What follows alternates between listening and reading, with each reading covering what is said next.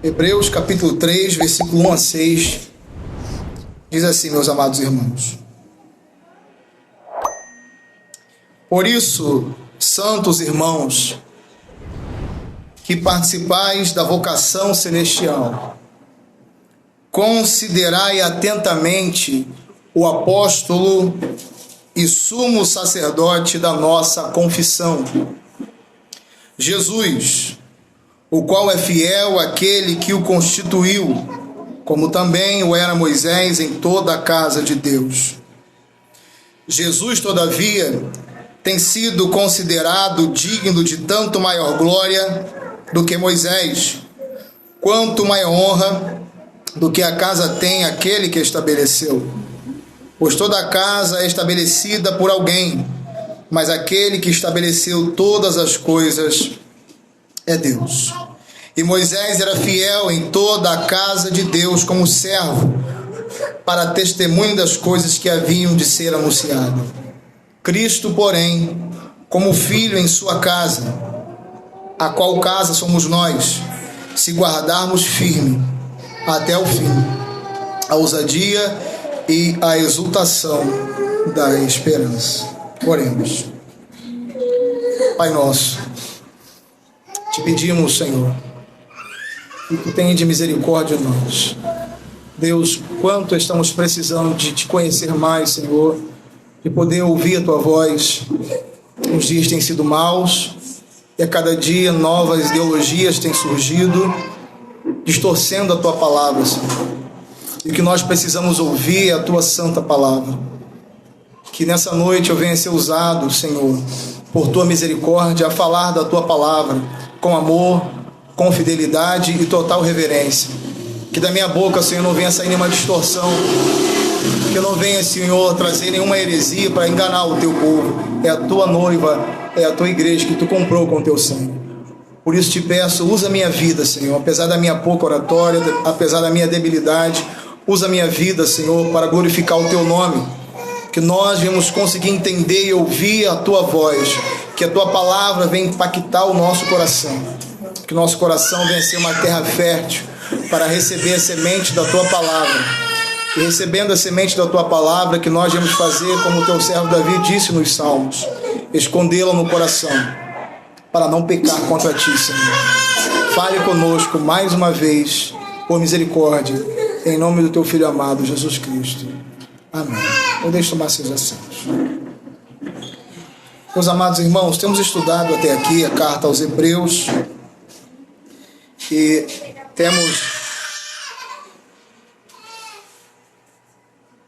temos aprendido até o presente momento acerca da superioridade de Cristo. Nós tratamos ali o capítulo 1, onde fala da superioridade de Cristo acima dos profetas, a qual Deus usou para poder falar com os pais, e falou de várias maneiras aos pais pelos profetas. Mas nesses últimos dias nos tem falado por meio do Filho, e nós temos entendido que o Filho ele é maior do que os profetas. Não só maior do que os profetas, o Filho também ele é maior do que os anjos. Enquanto os anjos são servos, o Filho ele é o rei. Enquanto os anjos são criaturas, o Filho ele é o Criador.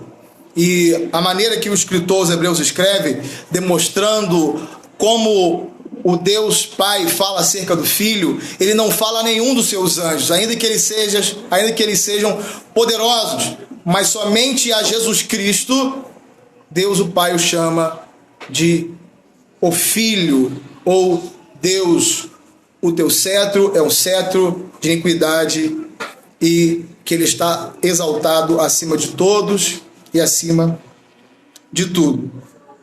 Agora nós iremos estudar no capítulo 3 a superioridade de Cristo sobre Moisés.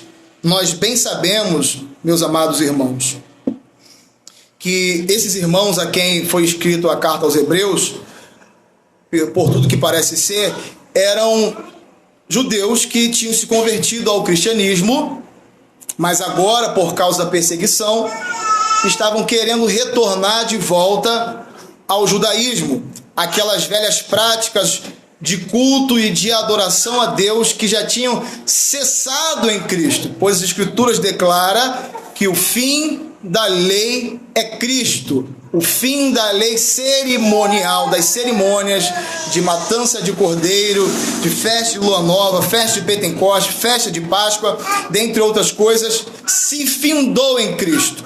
Tudo aquilo era sombra e apontava para Cristo. Cristo é o cumprimento. De tal maneira que se largar-se da doutrina de Cristo e voltar ao judaísmo seria um retrocesso, seria um abandono. O escritor diz que seria apostasia, seria incredulidade. Nós vemos ele trazer uma exortação no capítulo de número 2, a partir do versículo 1, onde ele diz: por essa razão importa que nos apeguemos com mais firmeza às verdades ouvidas, para que delas jamais nos desviemos. Se, pois, se tornou firme a palavra falada por meio de anjos, e toda transgressão ou desobediência recebeu o justo castigo, como escaparemos nós se negligenciarmos tão grande salvação?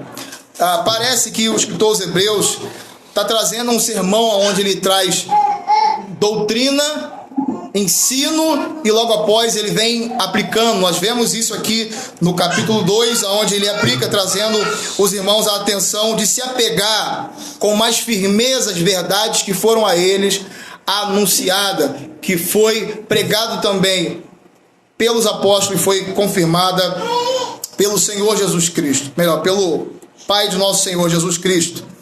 A partir do capítulo 2, versículo 5 em diante, nós vemos a humilhação de Jesus Cristo, quando ele se fez um de nós. As Escrituras vai falar que Jesus foi a ele destinado o mundo que há de vir, ou seja, o mundo de justiça. Depois vai falar acerca dos homens, a qual foi a coroa da criação de Deus, mas esses homens, eles não conseguiram permanecer, porém vemos a Jesus Cristo, que por causa do sofrimento de morte foi feito menor do que os anjos, para conduzir muitos filhos à glória.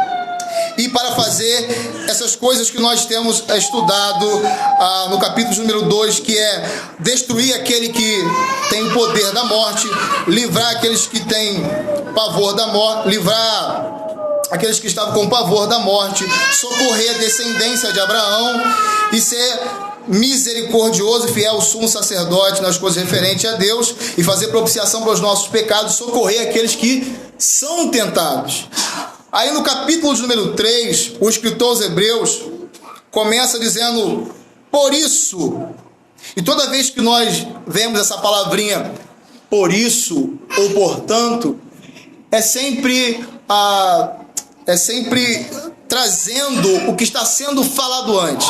É sempre a ser levado em conta o que estava trazendo antes. Por exemplo, o guarda-chuva quebrou. Por isso, se eu sair na chuva, vou me molhar. E o que estava sendo falado antes? Estava sendo falado antes o que Jesus Cristo é. Ele é o Filho, Ele é o resplendor da glória do Pai, Ele que sustenta o universo. Ele é Deus Todo-Poderoso, assim como o Pai é Deus. E não somente isso, mas também estava sendo falado aquilo que Ele fez. O que Ele fez? Ele nos comprou com o seu sangue. Ele se humilhou, se fez menor do que os anjos, para nos conduzir à glória, uma vida sem pecado, onde nós estaremos para sempre com o Senhor. O escritor aos Hebreus vai fazer no capítulo 3 aquilo que ele tem feito no capítulo 1. O que? Mostrar a superioridade de Cristo acima de Moisés, também como fez, trazendo que ele é superior aos profetas e os anjos. Nós bem sabemos, amados irmãos, que Moisés, ele foi uma figura muito importante no Antigo Testamento. Eu acredito que depois do patriarca Abraão, uma das figuras mais importantes do Antigo Testamento foi Moisés. Por quê? Toda a adoração que era mantida em Israel, toda a liturgia, a lei civil, lei cerimonial foi dada a Moisés por Deus no Monte Sinai. E toda a religião do judaísmo praticamente foi fundada a partir dos ensinos de Moisés dado por Deus para conduzir o povo a ser um povo diferente, a conduzir o povo para ser um povo separado, um povo santo. Porém, as Escrituras nos declaram que Jesus Cristo ele é maior do que Moisés, e nós vamos entender isso a partir do capítulo 3 em diante. Mas antes de nós falarmos sobre a superioridade de Cristo acima de Moisés, nós vemos o jeito que o escritor escreve a esses irmãos que estavam com a sua fé abalada, que estavam temerosos, estavam querendo retroceder e voltar àquelas velhas práticas do judaísmo. Ele escreve em sua exortação, chamando esses irmãos de santos. Chama irmãos santos. Muitas pessoas acreditam que essa carta foi escrita pelo apóstolo Paulo e muitas pessoas têm a ideia de que por eles serem hebreus, judeus, é por isso que o escritor os chama de irmãos, mas não é por isso que o escritor os chama de irmãos.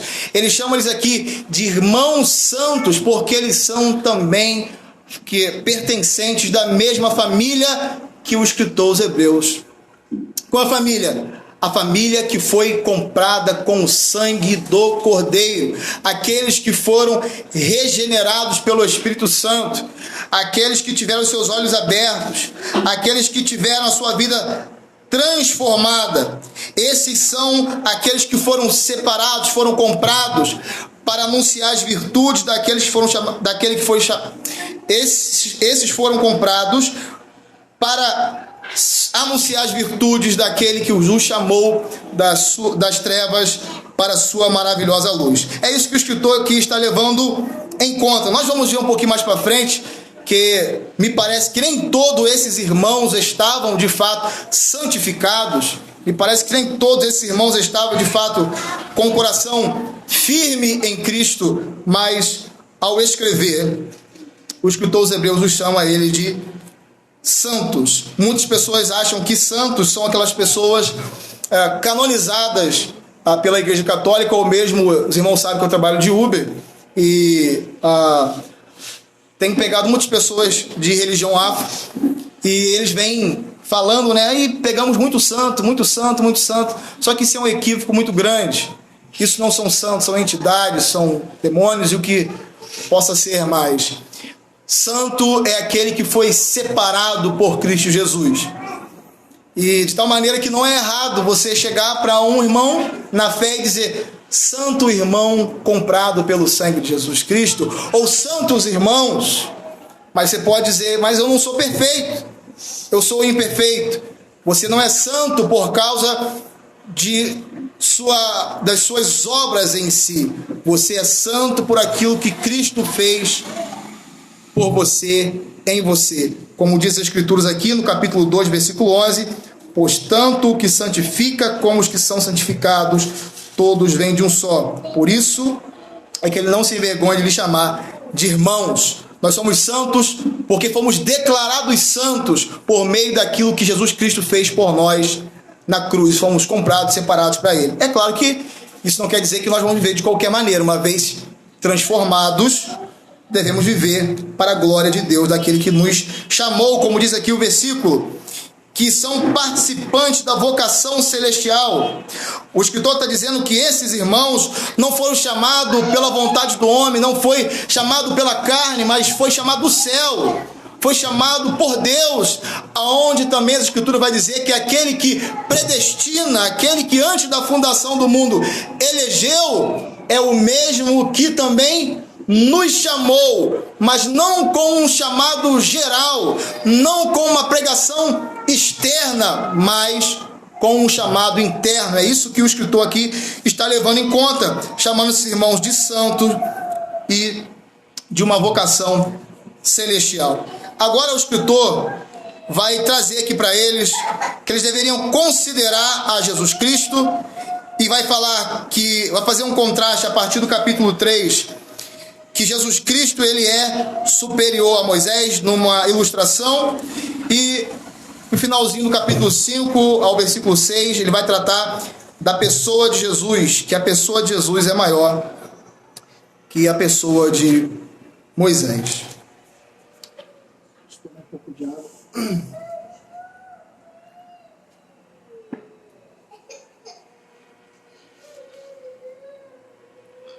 Vejamos comigo, meus irmãos. A primeira coisa que ele vai dizer a esses irmãos é para que eles venham considerar a Jesus Cristo aquele que eles confessaram. Considerar atentamente, ou seja, colocar o seu pensamento em Jesus Cristo, olhar melhor tudo aquilo que ele é e tudo aquilo que ele fez. Desculpa, irmãos. Essa é a primeira exortação que ele vai trazer aos irmãos que estão vivendo o calor dessa perseguição, que estão pensando em abandonar a sua fé para voltar ao judaísmo, que estão tentados a largar tudo aquilo que ouviram, que Jesus é o Filho de Deus, que ele desceu do céu, que ele ressuscitou e que agora subiu e está sentado à destra de Deus. Eles estão pensativos em largar tudo aquilo que eles aprenderam, e o que ele trouxe de exortação, de primeiro, para que esses irmãos venham a reanimar a sua fé, é lembrar de tudo aquilo que Jesus Cristo é e tudo aquilo que Jesus Cristo fez. Da mesma maneira, meus irmãos, nós, mediante a esse mundo que jaz no maligno, aonde todo dia somos tentados por nossa carne e por Satanás, onde muitas das vezes nós somos bombardeados e muitas vezes parece que nós não vamos chegar, parece que nós vamos parar pelo meio do caminho, parece que nós vamos desanimar. Falta força, falta coragem, falta ânimo. E o que devemos fazer em meio a essa situação? Devemos lembrar dessa exortação. O quê? Considerar a Jesus Cristo, considerar o que ele é. E o que ele é? Ele é o Filho, ele é Deus eterno que se fez um de nós, que se fez um homem como um de nós e morreu, é o que ele fez em nosso lugar, para nos dar vida e vida com abundância. Ele foi até o fim naquela cruz e não desistiu, mas manteve-se para nos comprar, para sermos dele. Lembra de tudo aquilo que ele fez, lembra de tudo aquilo que realizou, lembra de tudo aquilo que ele sofreu, lembra daquilo que ele é. Ele é verdadeiro e ele prometeu que iria morrer, mas iria ressuscitar. E quando ressuscitasse, ele subiria ao céu e depois ele voltaria para nos buscar. Que isso venha a ser um motivo suficiente para que nós venhamos abandonar o pecado. Que isso venha a ser um motivo suficiente para nós olharmos além daqui, olharmos para o céu, termos o nosso coração e a nossa esperança fixa e continuarmos perseverando, lembrando, considerando em nossa mente, em nosso coração, tudo o que Jesus Cristo é e tudo aquilo que ele fez por nós. E o escritor vai dizer para nós que este a quem confessamos, e confessar todo cristão em si, todo aquele que se diz cristão, todo aquele que entra para a igreja deve confessar Jesus Cristo, ou seja, que ele é o Senhor da sua vida, que ele é quem morreu em seu lugar, confessar ele como apóstolo e sumo sacerdote, considerá-lo atentamente como apóstolo e sumo sacerdote da nossa confissão. Esse termo apóstolo é a primeira vez usado aqui. Os escritores, os estudiosos, eles enfatizam isso, que essa é a primeira vez que a palavra apóstolo é falada aqui nas escrituras. E o que significa apóstolo? Porque por muitas vezes pode confundir a nossa mente. Jesus Cristo chamou 12 apóstolos. E como Jesus Cristo também é um apóstolo, mas para nós entendermos isso, nós precisamos entender o que é um apóstolo. O que é um apóstolo? Um apóstolo é um embaixador, é um comissionado, é um enviado. Jesus Cristo, ele é o enviado do Pai. Olhamos aqui o artigo definido. não indefinido. Ele não é um dos apóstolos. Ele não é mais um dos apóstolos. Ele é o apóstolo. Ele é o enviado do Pai. Ele é o comissionado. Por que Jesus ele é o apóstolo? Porque ele é o comissionado. Porque ele é o enviado. Porque a missão que foi dada a Jesus, nenhum homem poderia fazer. Nenhum anjo poderia fazer. A missão que foi dada a Jesus, somente ele poderia realizar. E qual foi a missão que o Senhor, Deus o Pai, entregou ao seu Filho Jesus Cristo e o enviou de tal maneira que ele diz: não vim fazer a minha vontade, mas vim fazer a vontade daquele que me enviou.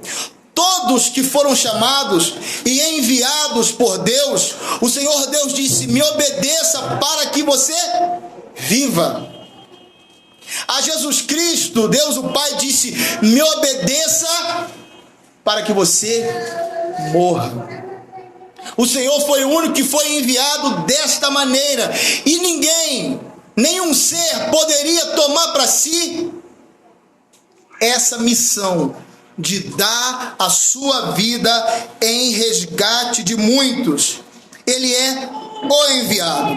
Ele não é apenas o enviado. Jesus também, ele é o nosso sumo sacerdote, que intercede por nós junto a Deus. Essa era a função do sumo sacerdote. O enviado, ele tinha a função de trazer a mensagem de Deus para o povo como profeta. Porém, o sumo sacerdote, ele pegava as ofertas do povo e, depois de ter feito a purificação dos seus pecados, ele levava a Deus. Mas as Escrituras diz em Hebreus capítulo 5 que Jesus, o nosso Salvador, não teve que fazer a propiciação pelos seus próprios pecados. Mas, abra comigo por favor em Hebreus capítulo 5. Ele de uma vez por todas ofereceu o sacrifício perfeito a Deus, sendo ele mesmo o próprio sacrifício. Olha o que diz Hebreus capítulo 1, versículo 3, para nós 1 ao 3, para nós entendermos o que é sumo sacerdote. Porque todo sumo sacerdote, sendo tomado dentre os homens, é constituído nas coisas concernentes a Deus, a favor dos homens, para oferecer tanto dons como sacrifícios pelos pecados, e é capaz de condoer-se dos ignorantes e dos que erram, pois também ele mesmo está rodeado de fraquezas, e por esta razão deve oferecer sacrifício pelos pecados, tanto do povo como de si mesmo. Mas o nosso Senhor Jesus Cristo não precisava oferecer, a gente vai mais para frente ver esses textos, o nosso Senhor Jesus Cristo não precisava oferecer sacrifício por ele, porque o nosso Senhor Jesus Cristo não tinha pecado, ele era totalmente perfeito. E já aqui nós vemos algo da superioridade de Cristo acima de Moisés. Nós bem sabemos que Moisés, ele é o enviado, ele é um dos enviados, melhor dizendo. O enviado é Cristo. Ele é um dos que Deus enviou para poder fazer a missão de levar o povo até a terra prometida. Porém, foi dado a Arão, não a Moisés, o ofício de sumo sacerdote. Mas em Jesus se cumpre a profecia de Zacarias, capítulo 6, versículo 13. Os irmãos acompanham comigo, por favor. Melhor, quem achou pode ler. O que diz em Zacarias, capítulo 6, versículo 13, nele está o sumo sacerdócio, nele está o reinado, ele é o enviado, ele é aquele que constrói a casa, ele é o construtor, ele é Deus Todo-Poderoso que está sentado sobre o trono. Aqui já vemos a superioridade de Jesus acima de Moisés. Enquanto Moisés tem o ofício de ser um dos enviados de Deus, mas não o sumo sacerdote, em Jesus há tanto o ofício de sumo sacerdote como o enviado. Quem achou pode ler Zacarias 6, versículo 13. Ele mesmo edificará o templo do Senhor, e levará a glória, e assentar-se-á, e dominará no seu trono, e será sacerdote no seu trono. Conselho de paz haverá entre eles não. Muito obrigado. Essas prerrogativas só é dada a Jesus. Nós já vemos aqui, ainda que o escritor não está fazendo a comparação ainda, mas sim está igualando, está trazendo aqui, mostrando que Jesus, ele é fiel assim como Moisés, que é enviado assim como Moisés. O contraste em si da superioridade de Cristo vai ser feito a partir do capítulo 3, mas já aqui nós vemos, através dos ofícios de Jesus, como apóstolo e sumo sacerdote, que ele é superior a Moisés. Ele diz aqui no versículo de número 2, que Jesus, ele é fiel àquele que o constituiu, como era Moisés em toda a casa de Deus. Nós bem sabemos da fidelidade de Jesus. As Escrituras diz que a alma dele não ficaria na morte, e nem o seu corpo viria à corrupção. Já falei isso aqui, mas torno a repetir para os irmãos lembrar. Todo o corpo entra em decomposição, em corrupção. A partir do momento que nós morremos, o corpo entra em decomposição. Agora, Jesus Cristo, quando ele morreu, o seu corpo não entrou em decomposição, ele não viu corrupção. Por que ele não entrou em decomposição e não viu corrupção? Porque em Jesus Cristo não havia pecado. Jesus Cristo foi fiel até o fim. E mesmo depois da morte, ele ressuscitou e continua no céu, sendo o nosso sumo sacerdote, intercedendo por nós junto a Deus. Mas aqui o escritor não está querendo desprezar Moisés, mas está querendo dizer, Moisés foi importante, mas Jesus é muito mais importante do que Moisés. Quando ele diz que Moisés era fiel, ele está dizendo isso não querendo, ao trazer que Jesus ele é o apóstolo e o sumo sacerdote, ele está dizendo que Jesus é grandioso, mas não está desvalorizando quem foi Moisés para o povo de Israel. Quando ele diz que Moisés, ele era fiel também, assim como Jesus foi. Só que a fidelidade de Moisés é muito aquém da fidelidade de Jesus. Porque Moisés, ainda que ficou com o rosto resplandecente, ainda que ficou no Monte Sinai, a Bíblia diz que o monte fumegava, relâmpagos e trovões, e quem tocava no monte era morto. Um homem que andou com Deus, um homem que teve tantos privilégios de poder ver a Deus pelas costas, pela fenda da rocha, mesmo ele tendo tantos privilégios, como nosso irmão Eide trouxe aqui para nós, Moisés pecou, Moisés errou ao ferir a rocha que simbolizava a Cristo. Então, em que sentido Moisés é fiel àquele que também o constituiu? No sentido de levar o povo até a terra prometida. Foi isso que o Senhor chamou Moisés para fazer. Mas no capítulo de número 3, o escritor vai usar uma ilustração, uma analogia, para mostrar a superioridade de Cristo acima de Moisés. E aqui ele vai usar a analogia da casa e do construtor, dizendo que Moisés é parte dessa casa e Jesus Cristo é superior porque ele é o construtor. E a casa, ao nós olharmos ela, devemos dar mais honra ao construtor da casa do que a casa em si. Geralmente, quando nós vemos uma casa muito bonita, estabelecida por alguém, nós ficamos admirados e logo queremos o número do pedreiro que fez aquela casa. Não é assim que funciona? Mas aqui o que estava acontecendo era que os irmãos estavam querendo valorizar mais a casa do que o construtor da casa. E o escritor aos Hebreus mostra que Moisés era apenas parte dessa casa, assim como nós também. Nós somos parte desse grande edifício, mas Jesus, ele é o construtor da casa, ele é o edificador da casa. É isso que as Escrituras diz para nós. Quando Jesus fala, eu te digo que tu és Pedro, e sobre essa pedra eu edificarei a minha igreja e as portas do inferno não prevalecerão contra ela. Jesus foi quem edificou a casa e por isso ele é digno de maior glória do que Moisés. Moisés é simplesmente uma parte desses tijolos que o Senhor construiu para a sua própria glória.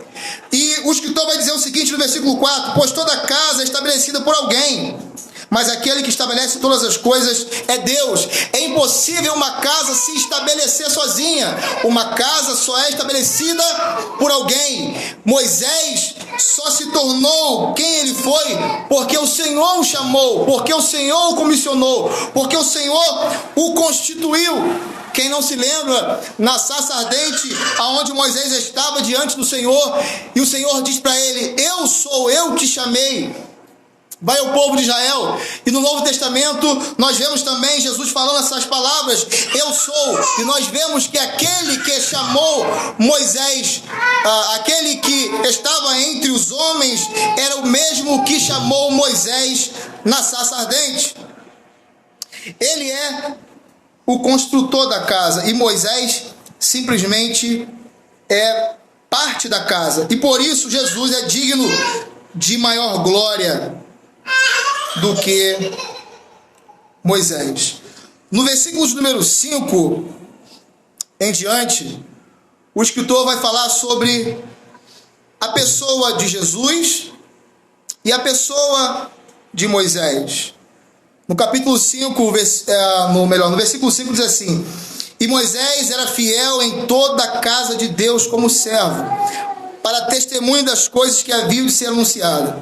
Cristo, porém, como filho, em sua casa, a qual casa somos nós, se guardarmos firme até o fim a ousadia e a exultação da esperança. Ainda que Moisés foi uma pessoa preeminente entre o povo de Israel, ainda que Moisés teve o seu papel fundamental na entrega da lei e guiar o povo, em trazer toda a instrução, tudo aquilo que nós temos ali nos Pentateucos, de Gênesis a Deuteronômio, Moisés era simplesmente servo da casa. Moisés estava para servir a igreja, a fim de anunciar as coisas que haveriam de acontecer. E o que haveria de acontecer? A vinda do Messias, tudo aquilo que estava lá no Antigo Testamento, a matança do cordeiro, as festas, os rituais, eles não tinham um fim em si mesmo. Tudo aquilo apontava para algo maior. Tudo aquilo apontava para Cristo. Até mesmo aquelas coisas que os profetas falaram apontavam para Cristo. Se nós observarmos como os profetas eram levantados, eles não criavam coisas novas. Eles falavam para o povo voltar à lei que eles tinham abandonado. Moisés anunciava, com o ensino que Deus deu a ele no Monte Sinai, as coisas que haveria de vir. Porém, o povo se perdeu agarrando-se nesses rudimentos que Paulo fala em Gálatas, mas esses rudimentos, na verdade, era simplesmente um aio para conduzi-los até Cristo. Toda a lei e Moisés, os profetas, patriarcas e tudo mais, estava simplesmente a serviço daquilo que haveria de vir. E o que haveria de vir? Que o escritor vai dizer para nós: o Filho. Cristo, ele é superior a Moisés, porque ele é o Filho de Deus. Nós bem sabemos que há 3 tipos de filho. Há o filho criado, onde nós dizemos que tanto os animais como a planta e tudo que há são criação de Deus. Ou seja, quando uma pessoa diz que é filho de Deus, ela é filha de Deus nesse sentido. Ou seja, de que ela é uma criatura, foi criada por Deus. Aos filhos adotados, que nós sabemos que são aqueles a qual recebeu o poder de serem feitos filhos de Deus aos que creem no seu nome. Esses que receberam do poder de serem feitos filhos de Deus são herdeiros de Deus e co-herdeiros com Cristo, que são todos aqueles que foram salvos pela morte de Jesus Cristo, que foram regenerados pelo Espírito Santo. Mas o Filho eternamente gerado do Pai somente é Jesus Cristo, que não é um dos filhos, mas ele é o Filho. Jesus Cristo, ele é superior a Moisés porque ele é o construtor da casa e Moisés faz parte da casa. Jesus Cristo, ele é superior a Moisés porque Moisés é o servo, ele serviu na missão de entregar a lei, mas tudo aquilo apontava para o Filho. O Filho, ele é maior do que todos.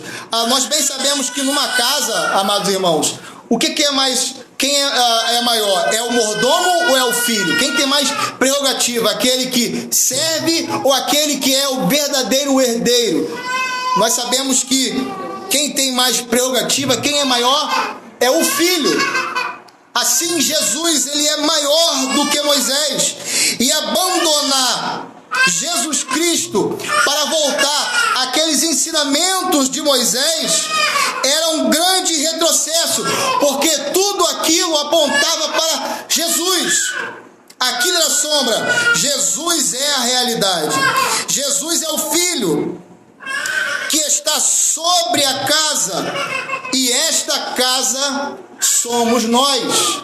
A casa aqui não é um edifício, a casa aqui não é um templo, a casa aqui somos eu e você. As Escrituras dizem que o Senhor não habita em templos feitos por mão de homens. O Senhor manifestou a sua glória no Antigo Testamento muitas vezes através da Arca da Aliança. Porém, nós bem sabemos que o Senhor diz que ele não moraria em casa feita por mãos de homens. Mas a Bíblia nos declara que Cristo, após ele ter morrido e ressuscitado, ele falou que estaria conosco todos os dias até a consumação dos séculos, e que não nos deixaria só, mas enviaria o Espírito Santo que estaria conosco, e aquele que ama a sua palavra, o Pai e ele faria morada em nós. A morada de Cristo não é essas paredes como muitos pensam. A morada de Cristo é eu e você. Se guardarmos firme até o fim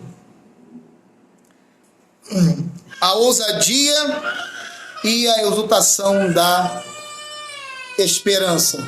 A ideia que o escritor está trazendo aqui não é que você deve fazer alguma coisa para se tornar casa de Deus. Não é esse sentido. Mas aqueles que realmente Jesus Cristo está, aqueles que realmente foram comprados pelo sangue, aqueles que foram regenerados pelo Espírito, devem guardar a ousadia e a esperança até o fim. Que ousadia é essa? Meus amados irmãos, hoje a igreja é menos perseguida porque muitas pessoas têm negociado seus valores, têm diminuído um pouco a mensagem para se tornar um pouco mais agradável aos ouvintes. Mas naquele tempo onde o evangelho estava sendo propagado de forma poderosa e crescendo de forma avassaladora, a igreja estava sendo perseguida constantemente. E para ser crente naquele tempo tinha que ser ousado, tinha que de fato estar com o seu coração no Senhor. E a prova de que essas pessoas realmente tinham sido alcançadas pelo Evangelho, a prova que essas pessoas realmente tinham sido transformadas pelo Espírito Santo, é se elas mantinham a ousadia firme até o fim e a exultação da esperança. esperança. Que exultação da esperança é essa? É alegrar-se na esperança de que nós estamos aqui, mas não somos daqui. Estamos aqui, mas somos do céu. Há uma esperança viva guardados para todos aqueles que estão escondidos em Cristo Jesus. É sobre esses que o Filho, o construtor da casa, está presente. Nós aprendemos nesse texto, amados irmãos, que Jesus Cristo, ele não é mais uma figura apenas das Escrituras. Ele não é mais um personagem das Escrituras, dentre outros personagens. Ele é o personagem central. Tudo aponta para ele. Tudo é dele. Tudo foi constituído para ele. E é isso que o escritor aos Hebreus quer trazer para nós nesses textos. Eu quero encerrar essa mensagem dizendo aos irmãos que eu não sei qual é o teu problema, não sei qual é a tua dificuldade, eu não sei qual é a tua ansiedade, eu não sei qual é a tua depressão, eu não sei qual é a tua síndrome do pânico, eu não sei qual é o teu medo, eu não sei qual é a situação que você está enfrentando, qual é a provação que está acumulando a tua mente, mas eu quero dizer para você que o remédio para você vencer essa provação, essa dificuldade, essa depressão, essa ansiedade, é olhar para Cristo. Cristo é superior a tudo isso. Cristo é tudo. Outra coisa que eu quero dizer para os irmãos, que tudo que nós temos, que Deus deu para nós, mesmo as coisas lícitas como família, como carro, como saúde, tudo isso não é um fim em si mesmo. O que Deus tem nos dado, assim como o Senhor deu a lei ao povo por intermédio de Moisés, não foi um fim em si mesmo, mas tudo aquilo apontava para algo maior, apontava para Cristo. O teu casamento aponta para Cristo. A criação dos teus filhos aponta para Cristo. A tua saúde deve apontar para Cristo. E toda a tua vida deve ser vivida para Cristo. Assim como João Batista disse, importa que eu diminua, ele cresça. Por fim, meus amados irmãos, quero fazer uma pergunta aos irmãos. Como está a tua ousadia neste mundo hoje? Como está a sua esperança neste mundo hoje?